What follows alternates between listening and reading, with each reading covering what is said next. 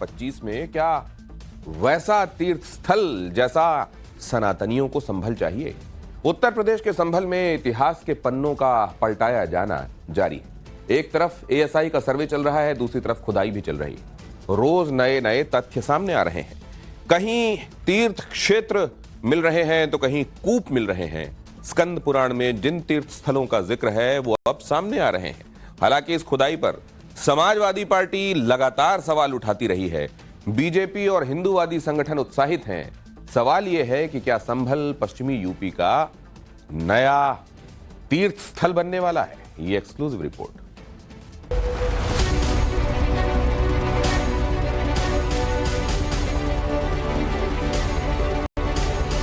ऐसे ही ढूंढते रहेंगे, खोदते खोदते एक दिन अपनी सरकार को भी खोद देंगे। पूरी दुनिया जानती है कि भारत में लाखों मंदिरों को मुस्लिम आक्रमणकारियों ने तोड़ा और उन पर मस्जिद बनाई। सियासी प्रहार और पलटवार के बीच संभल की धरती से सनातनी साक्ष्य लगातार प्रकट हो रही हैं, जहां हर रोज नए ऐतिहासिक कूप मिल रहे हैं, सांस्कृतिक और धार्मिक तीर्थ क्षेत्र मिल रहे हैं, हिंदुओं की आस्था के केंद्रों के कब्जाए जाने के प्रमाण मिल रहे हैं। तब कल की मंदिर और उसके इर्द गिर्द अतिक्रमित तीर्थ स्थलों की तलाश तेज हो चुकी है। ये भद्रकाश तीर्थ अब बन चुका है भदेसरा हौज। दरअसल ये भदेसरा हौज के नाम से जाना जाता है, लेकिन इसका पौराणिक नाम भद्रकाश तीर्थ है। आज इसी जगह पर एएसआई की टीम पहुंची है, जिला प्रशासन की टीम पहुंची है और देखिए लगातार जो यहाँ पर जो निरीक्षण है वो यहाँ पर एएसआई की टीम की तरफ से किया जा रहा है और जो जिला प्रशासन की टीम है वो भी साथ में मौजूद है। जिस भद्रकाश तीर्थ की पड़ताल के लिए भारतीय पुरातत्व सर्वेक्षण विभाग की टीम खड़ी है, यहाँ पर इसका जिक्र स्कंद पुराण के वाराह खंड में है। पुराण के वाराह खंड में जहां संभल के सनातनी आस्था का केंद्र बिंदु होने का जिक्र है, वो 1000 साल पुराने नक्शे में हूबहू है। ये सबूत है, देख लीजिए। साल 1065 के मैप में यहाँ मत्स्योदरी तीर्थ है, उसी के ठीक नीचे भद्रकाश तीर्थ भी है। मानचित्र में जहां भद्रकाश है वहीं पर एएसआई की टीम पहुंची हुई है। उन्हें क्या क्या साक्ष्य मिला है वो देखिए। अगर आप देखेंगे जो पुराने जमाने में जो दीवार तीर्थों के हुआ करते थे वो दीवार देखिए, ये उसी तरीके से बाउंड्री है, छोटी ईंटों वाली। जैसे पुराने जमाने में छोटी ईंटों का इस्तेमाल किया जाता था, बिल्कुल इसी तरीके से देखिए ये छोटी ईंट जो है यहाँ पे इस्तेमाल किया गया है। ये भद्रकाश तीर्थ का इलाका है और ये देखिए ये छोटी छोटी ईंटें अब तक जो हमने कुओं में देखा है, अब तक जो हमने दूसरी मंदिरों में देखा है और अब तक जो भी चीजें निकल के सामने आई है संभल के अंदर, वहां पर बिल्कुल ऐसी ही छोटी ईंटों का इस्तेमाल होता था।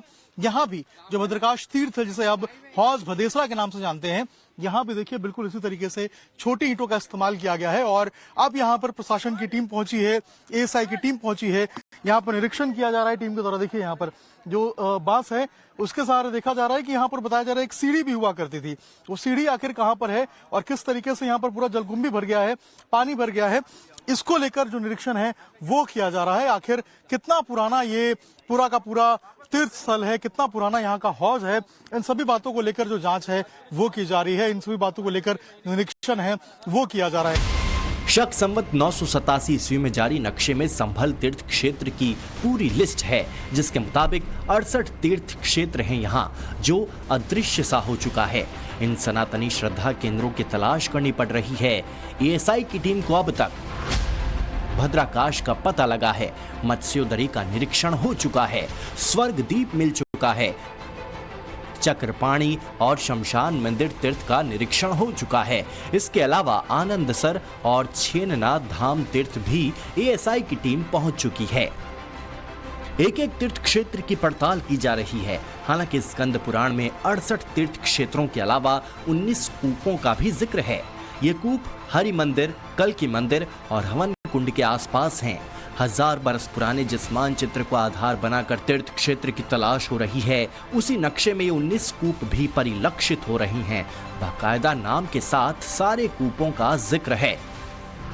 इनमें 19 में से 19 कूप एएसआई को मिल चुके हैं। इसके अलावा 2 और कूप एएसआई की टीम को भी मिले हैं।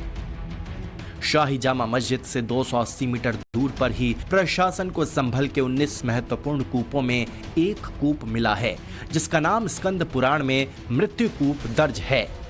इलाके में कोट पूर्वी के पास में नगर पालिका की टीम कुएं की खुदाई कर रही थी, जहां उन्हें एक नया कूप मिला है। ये कूप महादेव मंदिर के करीब है। संभल के ऐतिहासिक नक्शे में भी इस कूप का जिक्र है। नक्शे में इसे हरि मंदिर से उत्तरी की ओर बताया गया है।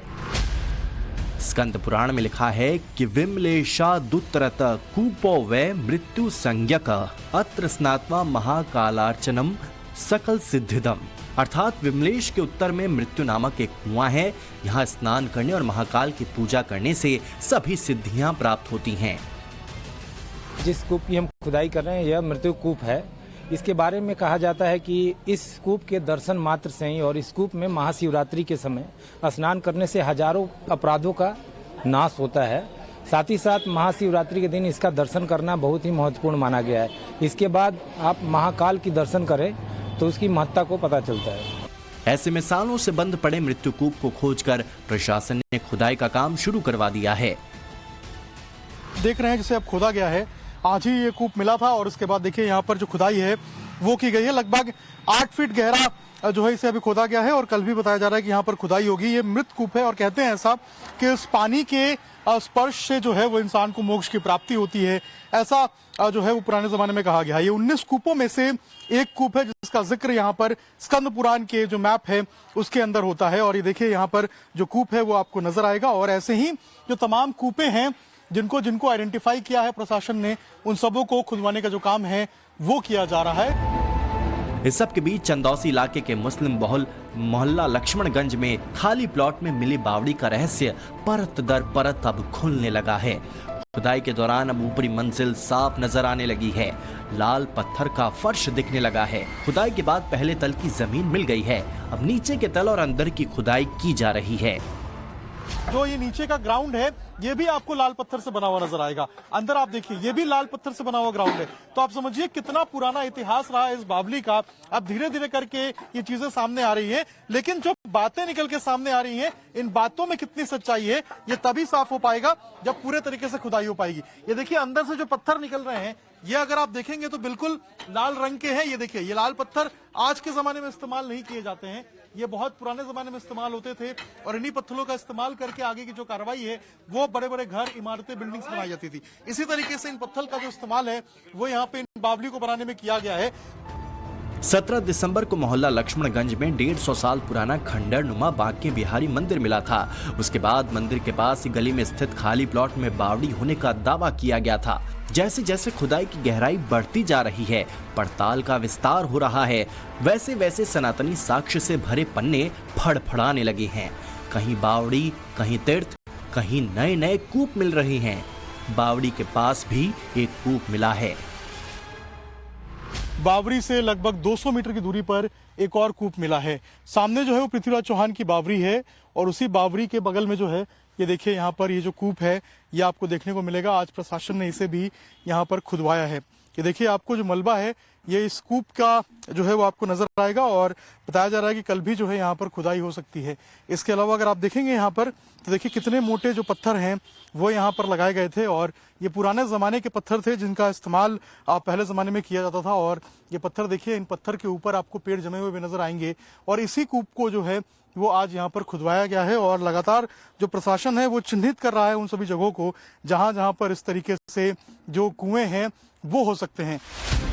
किश्तों में ये पौराणिक प्रमाण मिल रहे हैं, सारे साक्ष्य सरकारी दस्तावेजों में दर्ज हो रहे हैं, लेकिन ये अखिलेश यादव सरीखे नेताओं को पसंद नहीं है। ऐसी खुदाई की खिलाफत करने वाले अखिलेश कुछ यूं सरकार पर नश्तर चला रहे हैं। खुदाई से रास्ता नहीं निकलेगा।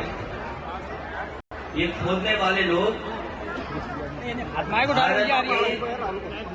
सौहार्द को खोदेंगे और पहले भी गलत था, क्योंकि जब हमारे देश में प्लेसेस ऑफ वर्शिप एक्ट पहले से मौजूद है और प्लेसेस ऑफ वर्शिप एक्ट इस बात की पाबंदी लगाता है कि किसी तरह की चीजों में इस तरह के सर्वे, इस तरह के खुदाई के काम न हो।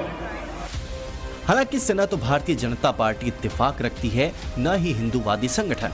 विश्व हिंदू परिषद का मानना है कि ये तो साक्ष्य के साथ बाहर निकल रहा है, लेकिन जो मुद्दे अदालती चक्कर काट रही हैं, उस पर भी फैसला बड़ा होगा। अयोध्या हमने लिया है, कोर्ट से लड़कर लिया है। यदि मुसलमान उस समय आगे बढ़ते और तीनों स्थान हमारे हवाले कर देते तो यह विषय ही नहीं आता। अब बाकी 2 बचे हैं, यदि उन दोनों को भी दे देते हैं तो मुझे लगता है कि हम समाज के जो जागृत वर्ग है उसको भी समझा सकेंगे कि हर जगह पर यह काम नहीं किया जा सकता। योगी आदित्यनाथ भी संभल की ऐतिहासिकता का जिक्र कर इस खुदाई पर मुहर लगा चुके हैं। जाहिर है कि पश्चिमी उत्तर प्रदेश में हिंदुओं के नए तीर्थ स्थल के रूप में जहां संभल धीरे धीरे उभरने लगा है, वहीं सियासी नजरिए से भी गोलबंदी के करीब पहुंच चुका है।